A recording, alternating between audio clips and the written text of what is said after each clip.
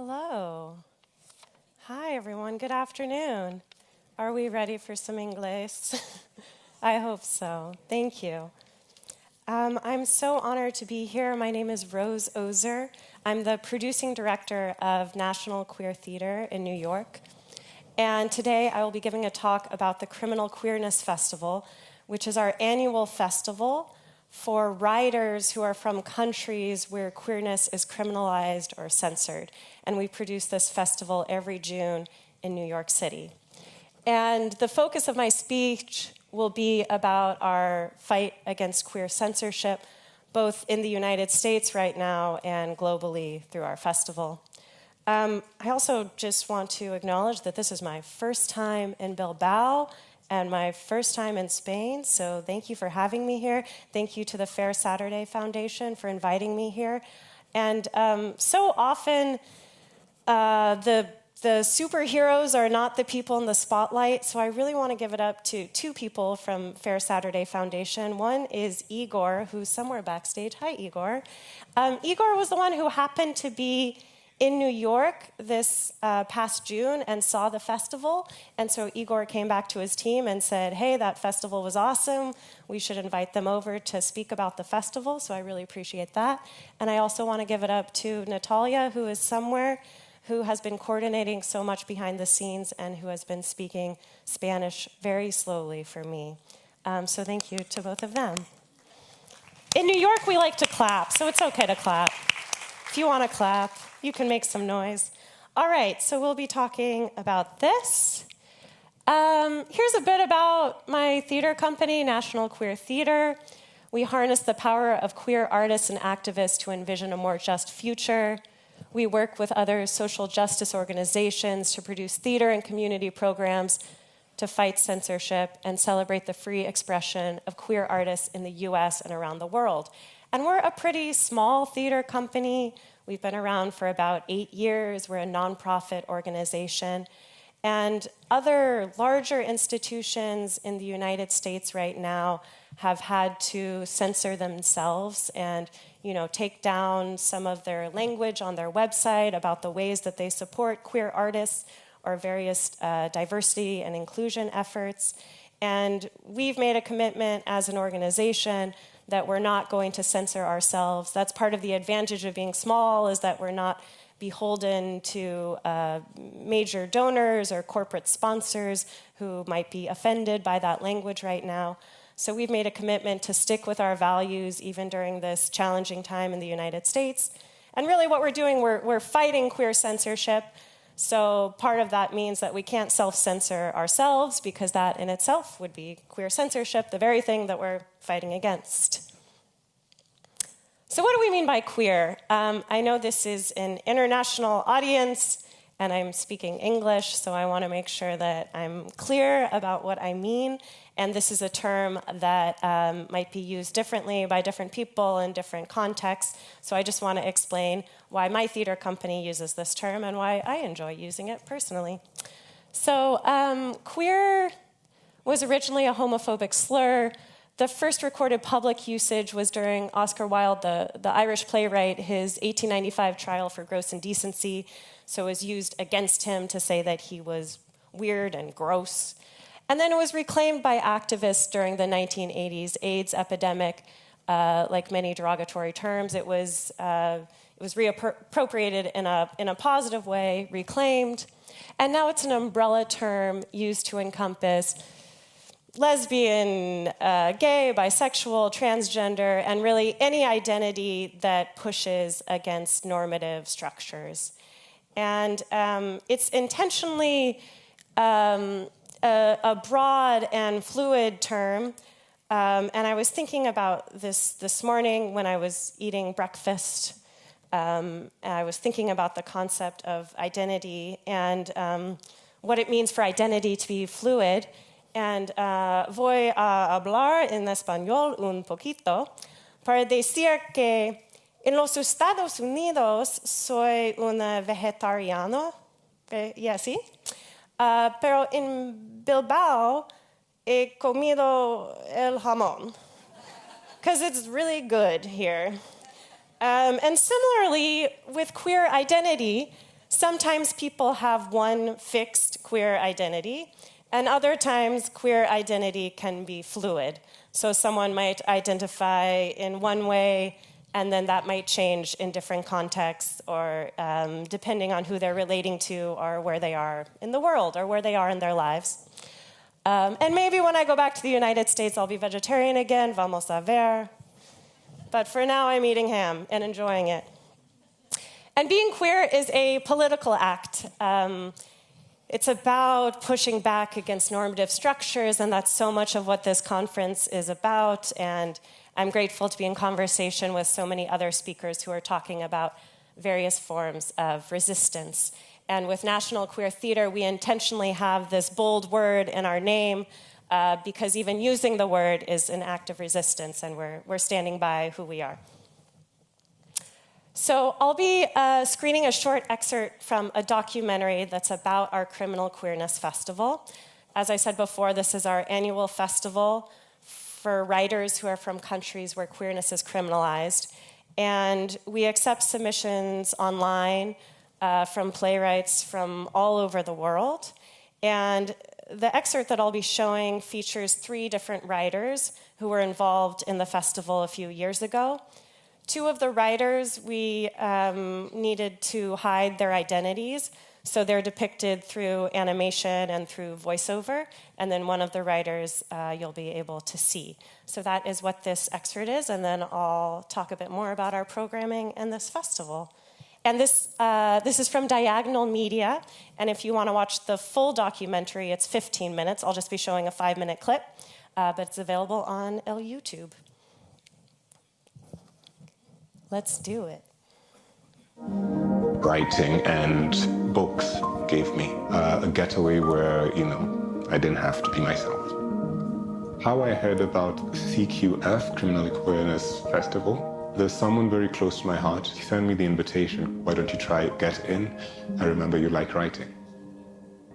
I've never been in the limelight. I've always avoided it.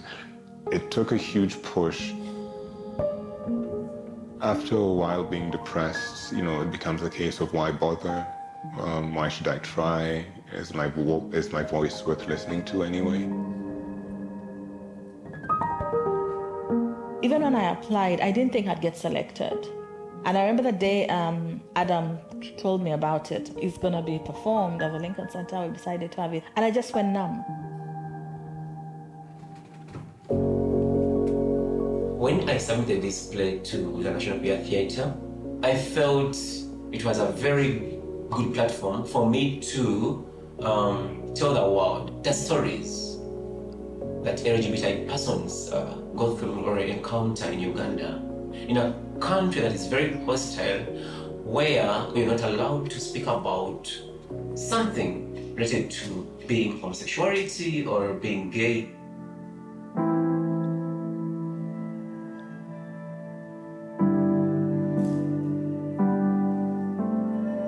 Why am I living in New York right now? I'm actually living in exile.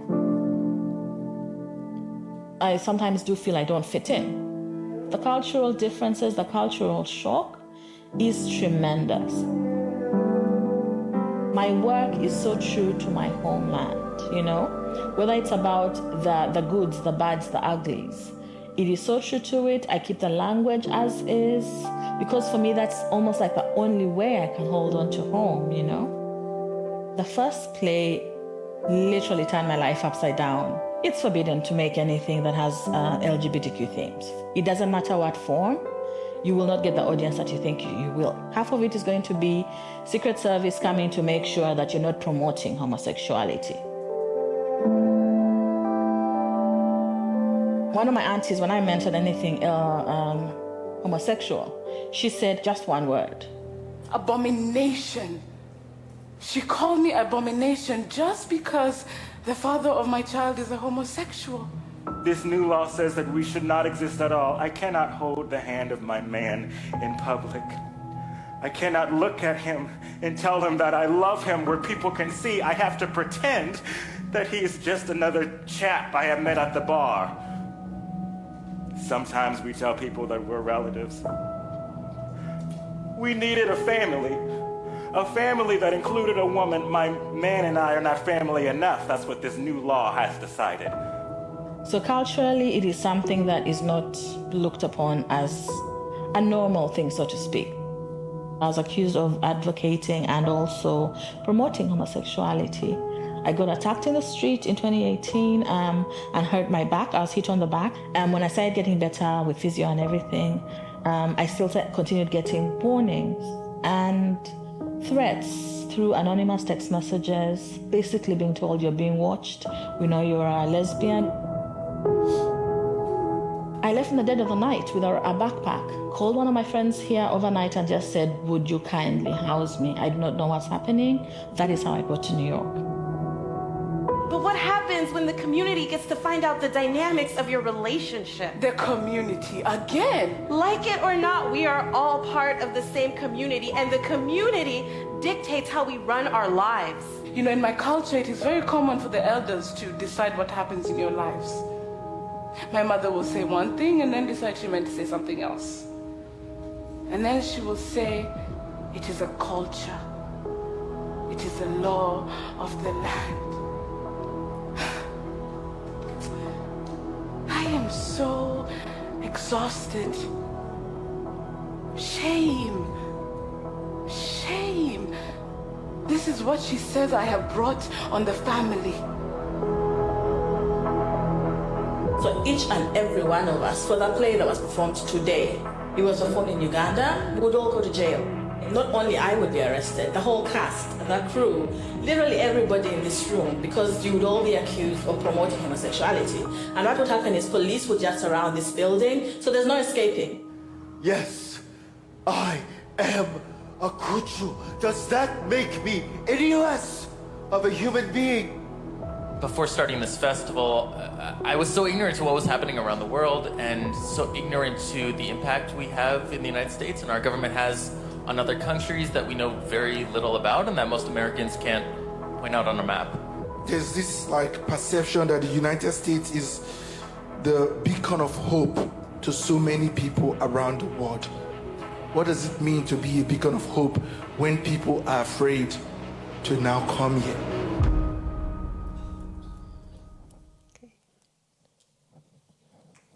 We can clap for that. Thank you, and as I said before, if you're interested in watching the, I'm going to walk around, is that okay? If you're interested in watching the full documentary, it's available online. And part of the reason why I chose to share that specific clip is because it ends with this question of what it means for the US to be a beacon of hope. And it's a complicated question right now because in the United States, things are really scary, especially for trans people and immigrants and refugees. But at the same time, New York City, I believe, is still a beacon of hope. And I chose these photos. These are some photos of artists we've worked with over the past year, queer artists in New York City, and this gives me hope. This looks like hope, right? And part of how we think about that at National Queer Theater is that because we are in New York City, we have the platform and the privilege to be able to amplify queer artists and to be able to be that space of hope. But we use that privilege to really serve the most marginalized communities under the queer umbrella. So I want to briefly touch on some of our other programming. We have Staging Pride, which is our theater education program for queer and trans youth.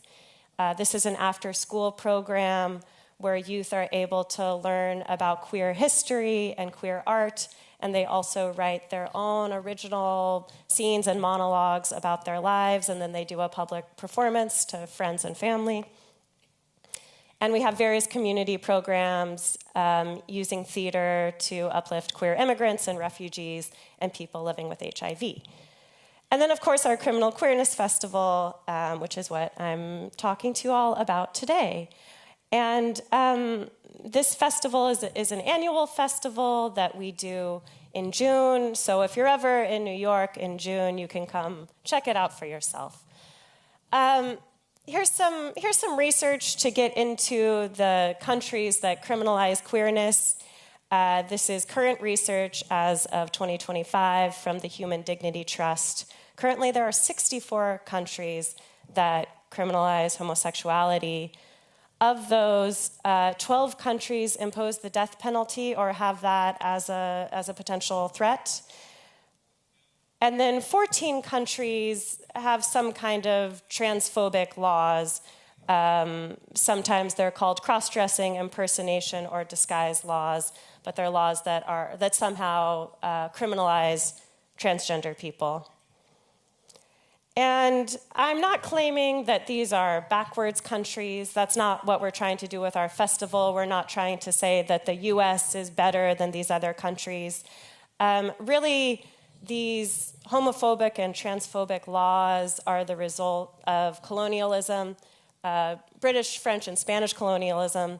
And so really, in some ways, we're trying to encourage countries to return to their indigenous roots. And actually, in many of these places, queerness was part of the indigenous culture, and it is because of colonialism that things shifted for the worse.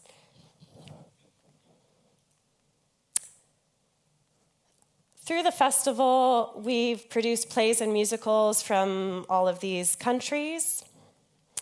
And in some cases, we've also worked with partners to help the writers seek asylum. In the documentary that I just screened, 2 of those writers are now living in the US. And yes, we see this as a beacon of hope. It's also a warning, and it's a call to action. It's about uplifting queer advocacy and building international solidarity around queer issues. And now I want to talk a little more about what's happening specifically in the United States right now. This is a chart that shows the anti-trans bills that have been passed this year in 2025. The bar on the bottom is big. It's bad. A lot of these bills focus on education, so not allowing students to use their preferred pronouns in the classroom or forcing students to be outed to their parents. There are bills around health, so bills that are against gender-affirming care, especially gender-affirming care for minors. Sports, I'm sure you've seen headlines about people having problems with trans women playing women's sports, child custody, and also bathrooms. It's very common in the United States and in other countries for people to be sitting in the bathroom, and I guess they get so bored that they start worrying about who's in the bathroom stall next to them. And unfortunately, that is what we are dealing with. But I hope we are able to move towards a place where people have better things to worry about in the bathroom. Great. Now we're going to talk about the National Endowment for the Arts, which is the main funding source for arts funding in the US.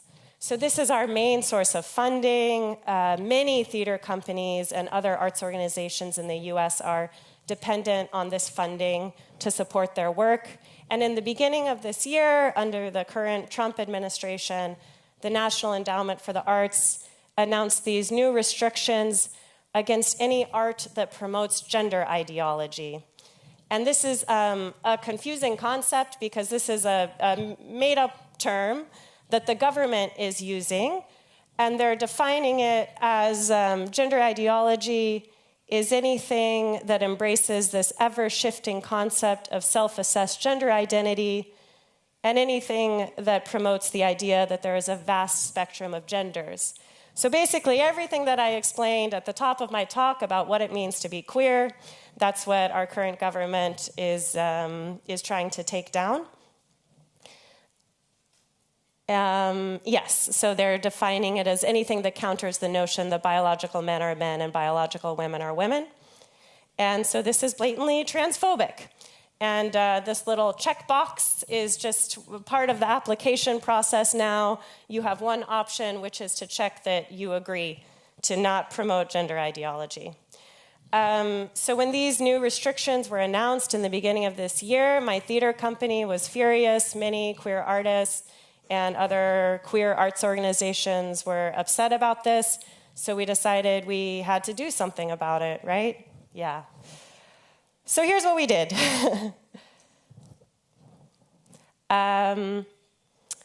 We decided to file a lawsuit. So we teamed up with the American Civil Liberties Union, the ACLU, and 3 other arts organizations.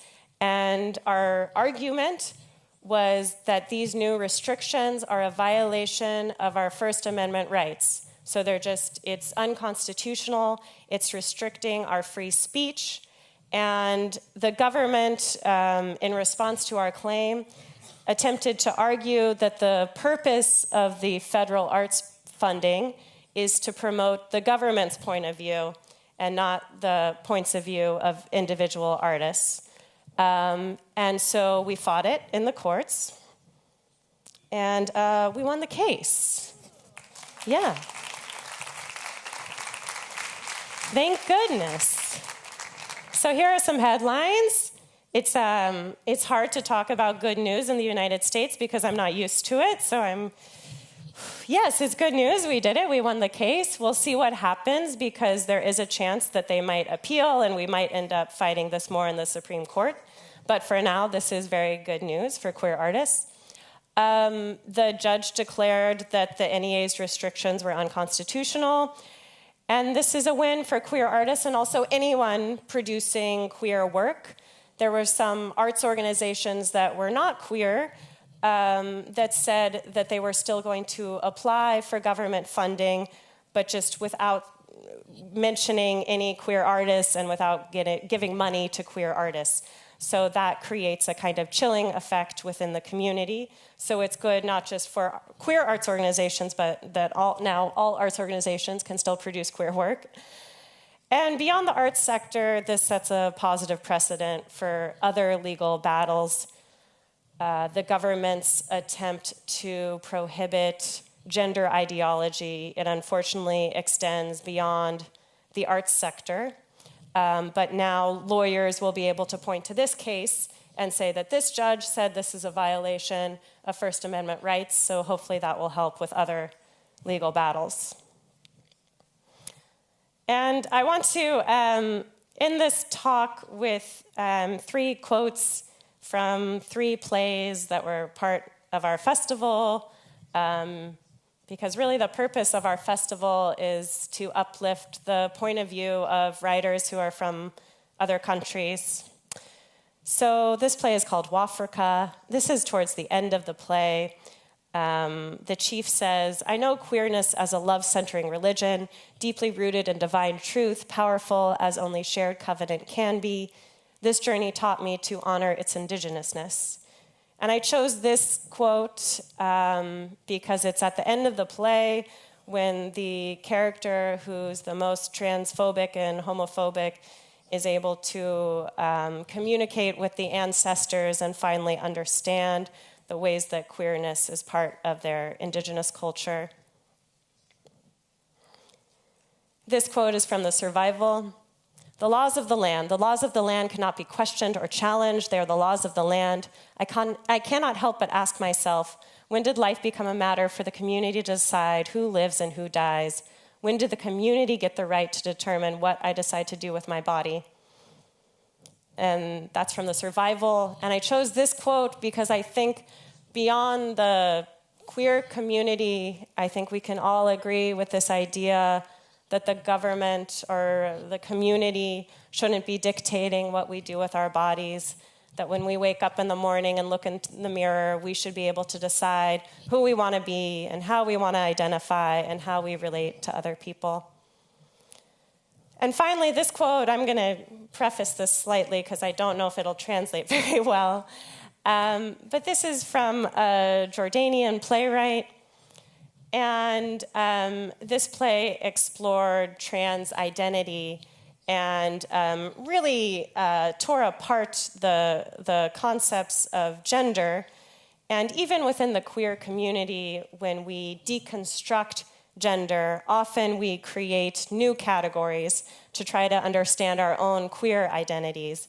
So this was a moment in the play when a character was trying to really imagine an impossible future, which is also the theme of this conference. So really, what does it mean to crack open gender even further? How can we achieve liberation from gender? Is it by being organized, systematized, institutionalized, or is it by your mere fucking existence? Is it by creating yet another category? Can we call it fuckery? But then fuckery is still a category. There we go. And to tie it back to the larger theme of impossible futures, one thing that I've been reflecting on this week, because I think it's been such a privilege to be here and to be able to give this speech and to be representing New York City, and also speaking about this festival that attempts to uplift writers that are really silenced and who live lives that are very, very high stakes. And that's very different from my experience of queerness and the stakes that I experience in my everyday life. And the theme of this conference is impossible futures. And I think as queer people, so much of what we can do is try to model a future that really is possible for trans and queer people, so that that impossible future for them can hopefully be possible. So thank you for listening and for doing whatever you can to advocate for queer artists. Thank you.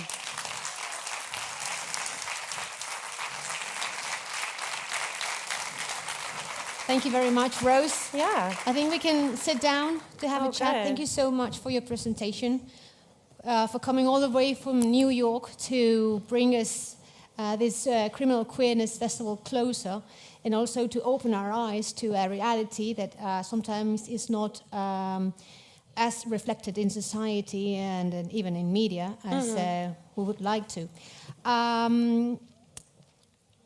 The festival, if I'm not wrong, started in 2019, right? Yes. Since then, it's been 6 years.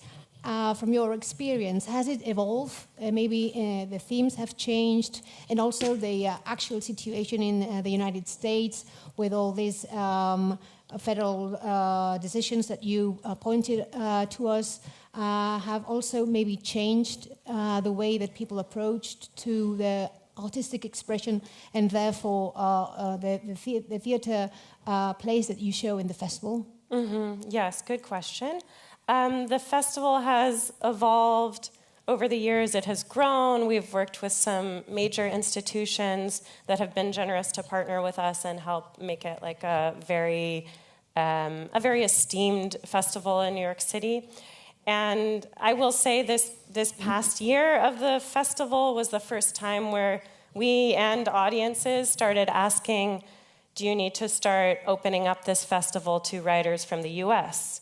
Because are we now in this moment where, so for this upcoming festival in 2026, it's the first time that when we put out the call to writers, we included writers in the U.S. and specifically said, if you're a trans writer or if you live in the South, if you're from a city within the United States where you feel especially threatened or censored. So we're still in the process of reading those scripts, and we have a curatorial team that is a team of writers and dramaturgs who were part of the festival in years past, and so they're still evaluating that work, and so there is a chance that we'll have one or more U.S. writers in the upcoming festival. Exactly, because the change has been huge. United States being the beacon of hope, and now being a place that the transgender community or the queer community avoid. It's a big change. In the previous presentation, I think it was Carmen, I'm not sure if it was Carmen or Lorena, showed us a sentence that said, it's not about adding diversity for the sake of diversity, it's about subtracting homogeneity for the sake of realism. What does artistic expression and recognition and visibility play in advancing rights for the LGBTQ plus communities worldwide?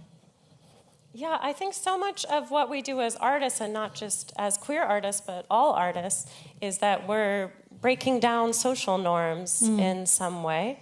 So I think including more perspectives often helps us break down those norms. And beyond what we see on stage, I think we're able to think more creatively about what we want the world to be, and things open up to us.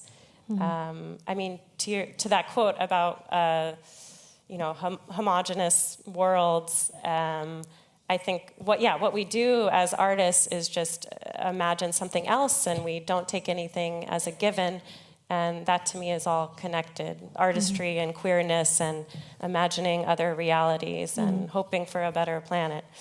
Well, the power of art is that it has the power of transforming a wound, maybe, in a story, and then the story in a place of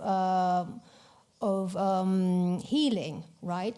And in that sense, creating an artistic piece can be very healing for queer people in countries where they are persecuted. And on the other side, for the audience, art can also be a place where you can connect to the story in a more emotional way and awake to a reality that maybe you didn't want to look at or you were not sensible enough towards, right?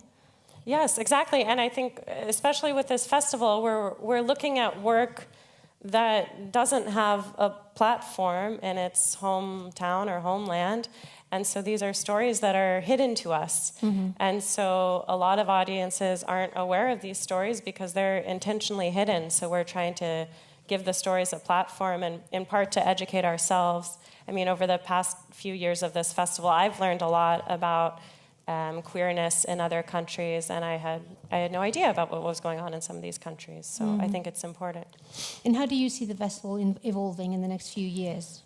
Oh, we have so many dreams. I think certainly we're always trying to build international connections, and we've had some producers in other countries produce some of the plays or do readings of the plays in other countries. So if anyone here would like to produce some of these plays in your home country, by all means, that's part of what we're trying to do, to uplift these writers. And then I think beyond our festival, we're always thinking about the other kinds of partners who we work with, because even though we're a theater company, we really work with a lot of other social justice organizations. So we're thinking about other resources that we can provide to these writers. We also have a criminal queerness studio, which is a playwriting program for writers who are from countries where queerness is criminalized, but it's a virtual writing program.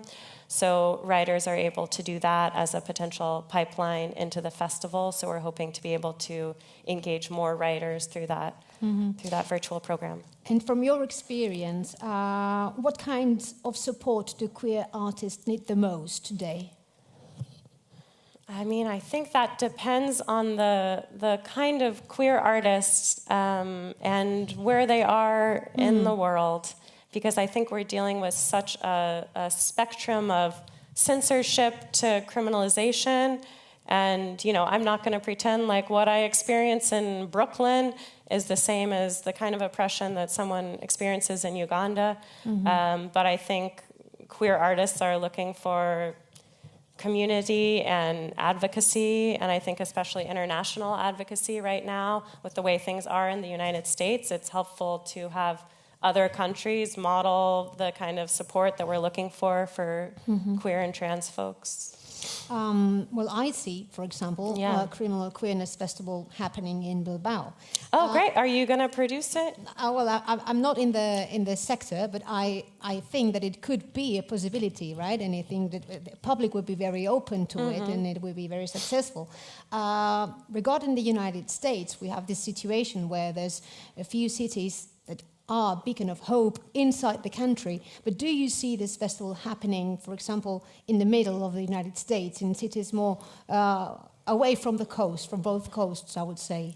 I mean, it's hard to imagine that, and we're part of a queer theater alliance, which is a coalition of other queer theaters throughout the country, and the kinds of decision-making that those queer theater companies have to make in the South and in other parts of the U.S. in order to just stay open and get funding and exist as queer theaters. It's very different than the kinds of risks that our organization is able to take in New York.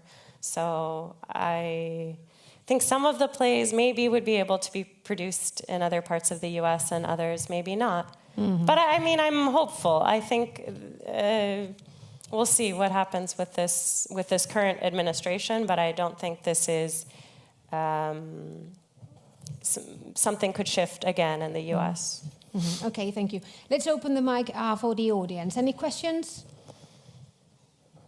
La cuestión es que me da la sensación que su labor, por ejemplo, es que es súper esperanzadora y me parece, vamos, un reflejo que de verdad ojalá mucha más gente viera de verdad lo importante que es hacer ese tipo de trabajo.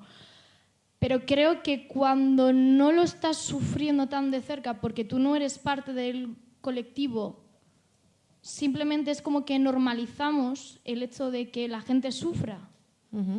Y me parece todavía más complicado en una ciudad como Bilbao, que igual es más abierta, el hecho de que alguien vaya a hacer ese trabajo que no se ve, que hace falta. No sé si me estoy explicando.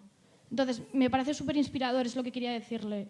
En ese sentido, a ver si se va creando un poco este trabajo aquí en Bilbao, porque yo sí conozco organizaciones pequeñas que lo hacen aquí en Recalde, pero no se les está dando la voz que hace falta. You understood, right? You have your simultaneous translation, did you? Oh, I kind of got some of that. But do you want to tell me what the question was? Yes, of course. She just wanted to thank your work because it's very inspirational, and she believes that when you don't have probably a daily contact with the community, you're not aware of the suffering, and in that way, that distance, from your point of view, normalizes their suffering. And because you don't see it, right? You don't see them suffering, and when suddenly you hear a story, well, you might think that this could be normal. And she points out that these type of festivals are very important precisely to show everything that's behind this community so that people are more aware and more you create more empathy towards them, right? Sí, exacto. Bueno. Okay, and just to end up, what connections exist between queer theatre and other struggles of human rights? Everything. What are the connections? As I said in my presentation, I don't know, there are so many different kinds of identities beyond queer identity. And I think, when I think big picture about queer identity, I think about bodily autonomy and what it means to be in control of who you are and how you identify and who you relate to and what you're able to wear on your body. And in the simplest sense, I think we should all be able to have freedom in our bodies. So I think so many human rights struggles are connected to that notion of just bodily freedom. And I think often different marginalized communities are interconnected. You know, we're not just supporting queer artists, we're supporting queer artists who are also immigrants and refugees, and so they're facing multiple layers of marginalization. And so I think that's important too, to uplift those who are dealing with those layers. Thank you. Thank you so much, Thank Rose, you for your presentation, Gracias. your word, for being here with us. Okay.